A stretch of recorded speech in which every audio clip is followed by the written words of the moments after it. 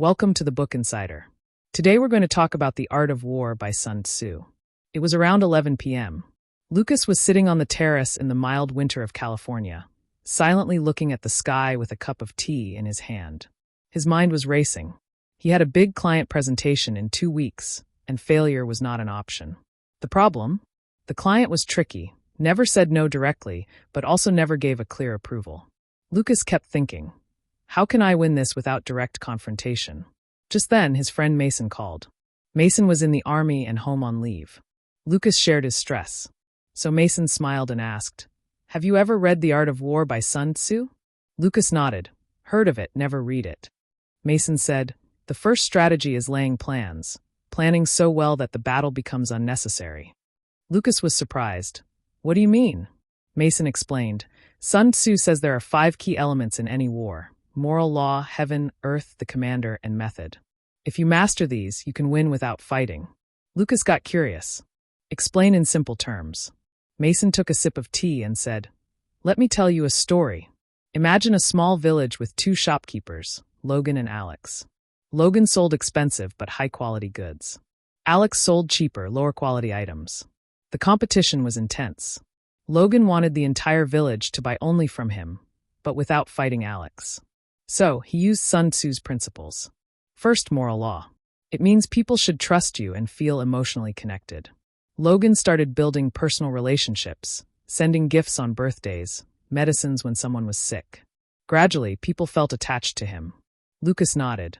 So he earned their trust. Exactly, Mason smiled. Second, heaven, meaning time and season. Logan figured out what people needed most during the rainy season and stocked it in advance, offering the right thing at the right time. Third, earth, understanding the ground reality.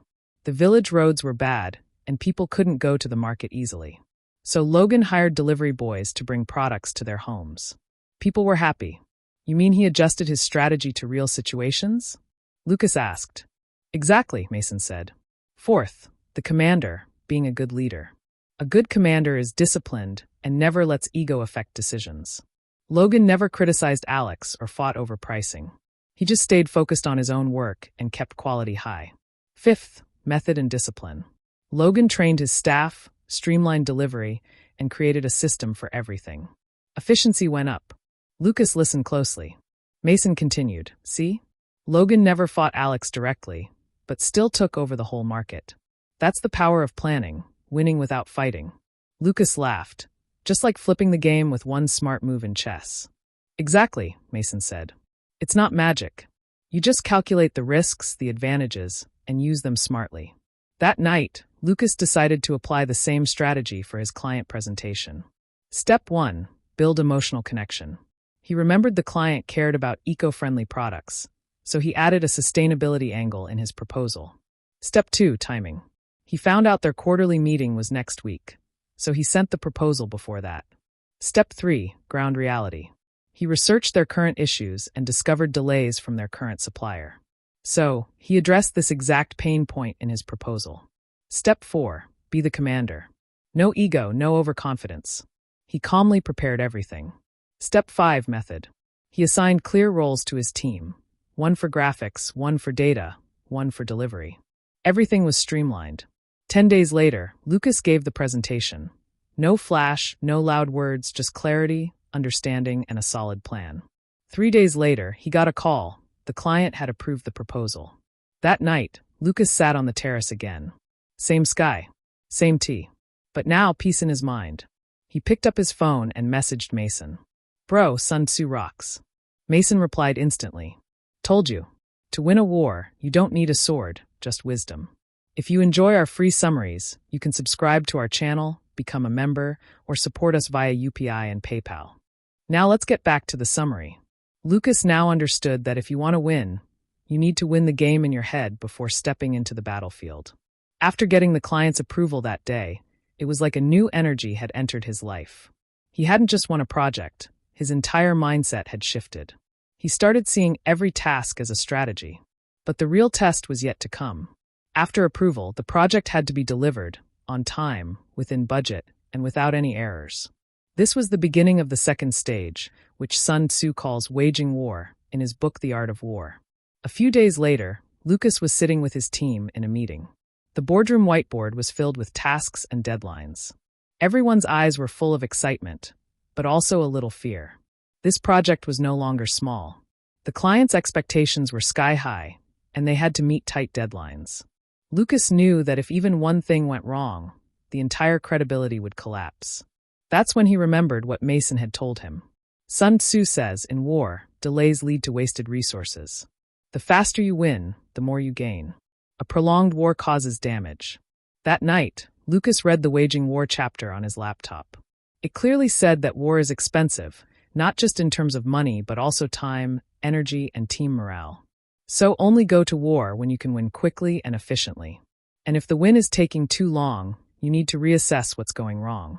Lucas turned off his room light, opened the window, and stared outside for a while. Then he thought to himself, this time, the war won't be won through strategy. It'll be won through execution. The next morning, he called the entire team together. His tone was confident but clear. He said, friends, we've got the clients, yes, but now the real game begins. If we don't work efficiently, we'll burn out, our resources will be drained, and our motivation will crash. This project is our company's first big breakthrough. We need to win it smartly. He gave an example.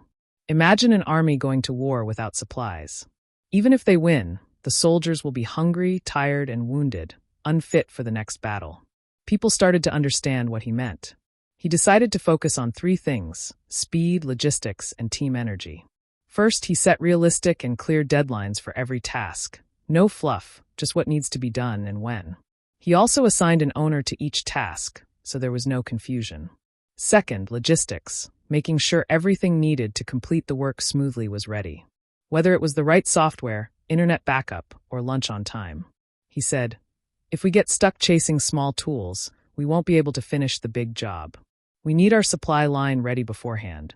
He created a project war room in the office, filled with data, charts, task tracking, a whiteboard, digital screen, and a sticky note wall. Everything organized. Third, and most importantly, team morale. From past experience, Lucas had learned that people burn out during long projects.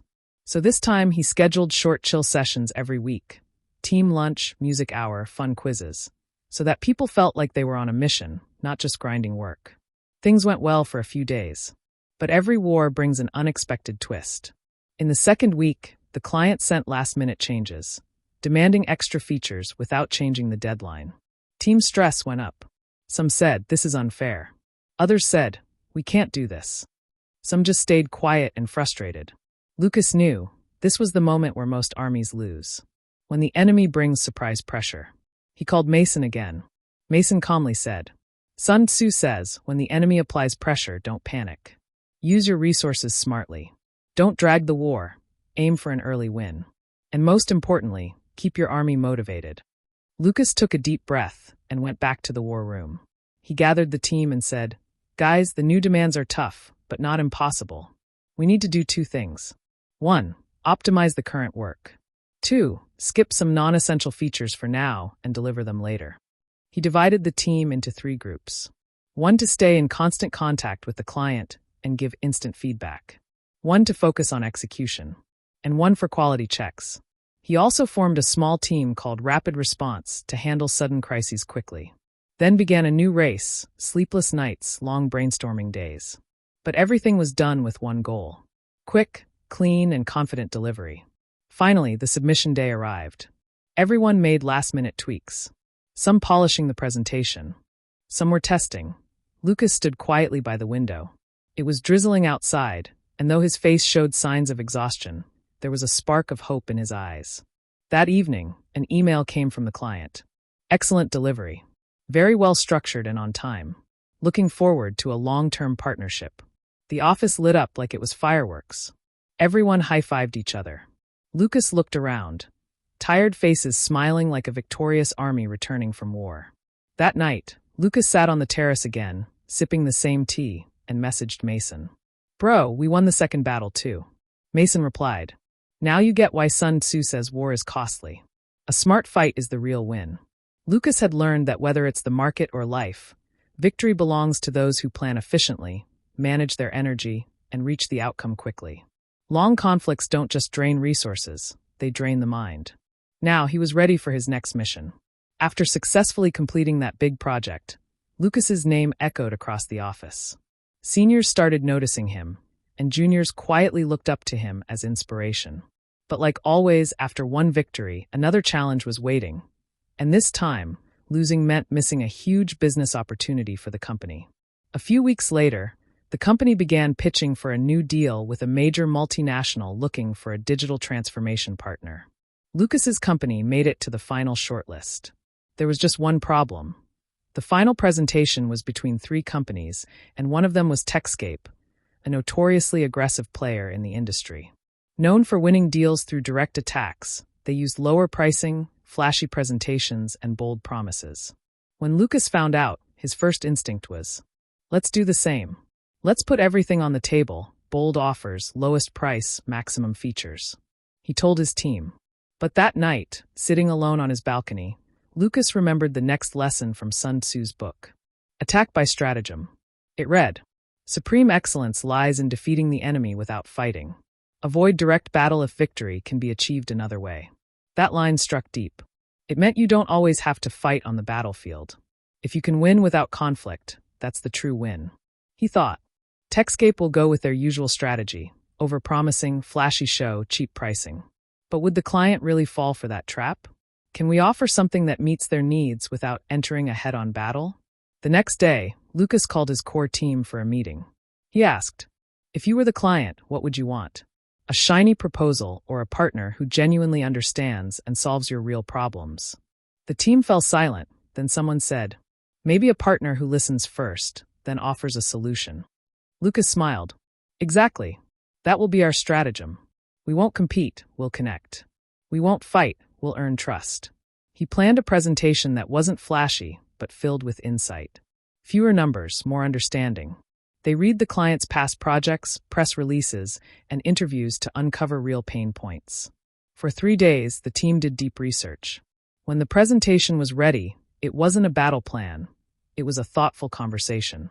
Fewer slides, but every slide answered a question. We understand your needs, and here's our thoughtful solution. On presentation day, all 3 companies were invited. Techscape came prepared as expected, flashy proposals, people in suits, laser pointers, and the word guarantee echoed through their pitch. Then it was Lucas's team's turn. Standing in front, he began with just one line. We're not here to sell you something. We're here to understand your challenges and help solve them. A slight smile appeared on the client's face, and then it felt like magic. Lucas made no comparisons, didn't mention the competition. He simply asked questions and gave answers, in the client's language, tailored to their needs. They showed a roadmap focused on achieving just 3 key goals in the first year. No overcommitments. No unnecessary promises. A client representative asked, "You didn't talk about pricing?" Lucas calmly responded, "Because we believe the right solution defines the right price. Our goal is to increase your efficiency, and when that happens, we both win."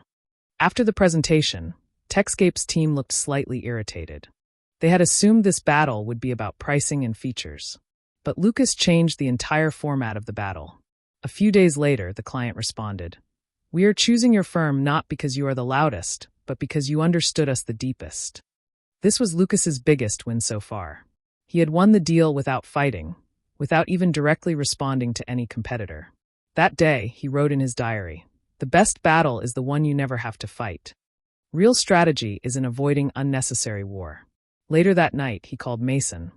"Bro, this time I didn't even fight and still won." Mason laughed and said, "That's because now you're a strategist, not just a soldier." Lucas had learned, every battle doesn't need to be fought on the battlefield. Sometimes the wisest thing is to win by avoiding the fight. And from that moment, he started applying the same strategy in life too. Now, whether it was work or relationships, he avoided direct conflict. He understood situations, quietly observed, and then chose the best path. He learned silence speaks louder than words, and clarity works better than speed. And maybe that's what Sun Tzu really meant. Master strategy is not in destroying others, but in mastering yourself. His last win had taught him a lot. Lucas was no longer just a performer. He had become a thinker. But comfort doesn't last long in the corporate world. New challenges are always lining up. This time, the problem was different. An internal reshuffle happened, and Lucas was given a new responsibility: to lead an underperforming team. Morale was low, some team members were thinking of quitting, and the rest were just working for the paycheck. On top of that, the team had to deliver a high-priority client project in the next 3 months. Otherwise, the company could suffer heavy losses. In the first meeting with the team, the vibe was off. No excitement, no curiosity. Everyone was just going through the motions. Lucas instantly realized that motivational speeches wouldn't work here. He needed to do something that would ensure victory even before the battle began. He remembered another lesson from Sun Tzu. Tactical dispositions. Winners prepare first, then go to battle. Losers fight first, then try to win. That line hit Lucas hard. He understood that this time, the battle would begin before stepping into the field. The next day, he started planning, without letting the team notice. First, he silently observed every team member's strengths and weaknesses. Someone was great at coding, but weak in communication. Another was fast at documentation, but sloppy with deadlines. He studied everyone's working style. Gradually, he started spotting patterns. He created a spreadsheet with each employee's capabilities and limitations. Now, he had a complete map of his army.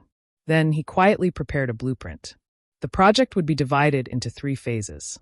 The right person would be assigned to the right task in each phase. No random delegation. No last-minute stress. But positioning alone wasn't enough. Pre-preparation was just as important.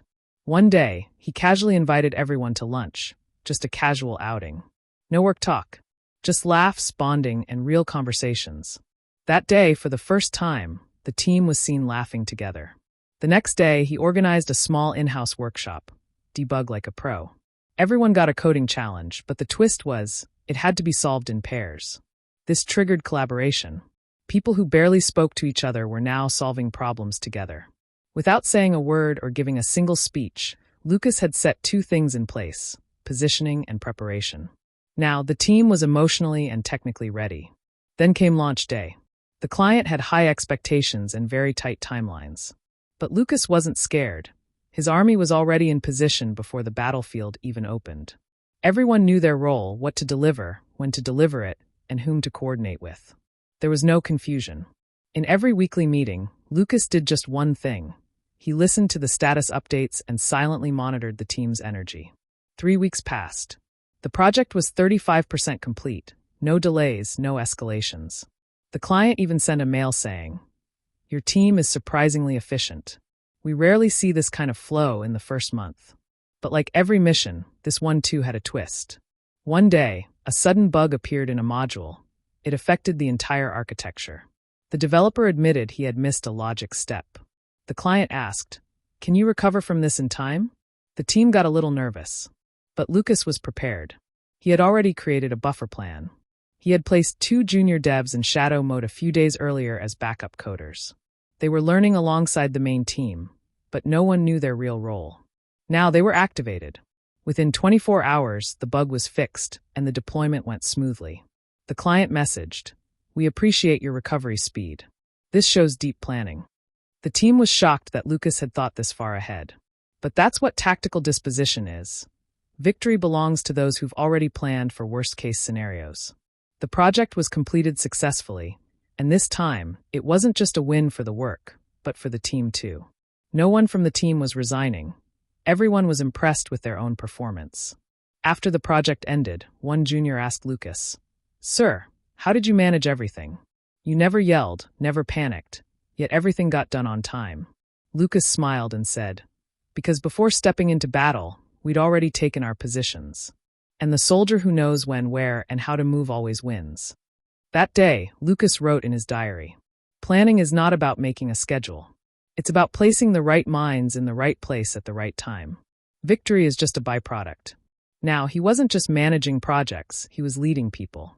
His strategy was simple: observe first, then plan, quietly position, and finally, let the results speak. Maybe this was the real meaning of Sun Tzu. Success belongs to those who decide the direction of victory even before the war begins. Months passed. Lucas's confidence had reached another level. But with it, his hunger for a new challenge also grew. His tactical thinking had made him a strong leader, but now he wanted to prove himself on a new battlefield. Then came a big opportunity from head office, a new digital product launch for an overseas client. Lucas was made overall in charge. The project was massive, the stakes high. This wasn't a normal delivery. It required innovation and execution, and a balance between the two. The team was new, the deadline was tight, and the budget was limited. But the biggest challenge? Heavy competition. 2 other vendors were pitching to the same client. Everyone's goal: deliver faster and better. This wasn't just a direct fight, it was a race. A strategy game. And here, Sun Tzu's next lesson came in handy. Energy is true military strength. It's about harnessing energy, creating momentum, and using it, both directly and indirectly, with creativity. This time, Lucas knew planning alone wouldn't win. He had to use momentum and creativity. He started with some simple tactics. In the first 2 weeks, he didn't let the team follow traditional routines. He intentionally canceled some meetings and gave people autonomy. Instead of daily reports, he started weekly performance sprints. Result: people took more ownership, the pace picked up, and unnecessary blocks were removed. Then he split the team into 2 parallel groups. One focused only on client requirements. The other worked purely on creative alternatives, features the client hadn't asked for but might love. Once the first prototype was ready, Lucas played a small trick. He sent the client 2 demos. 1. A basic version that met all requirements. 2.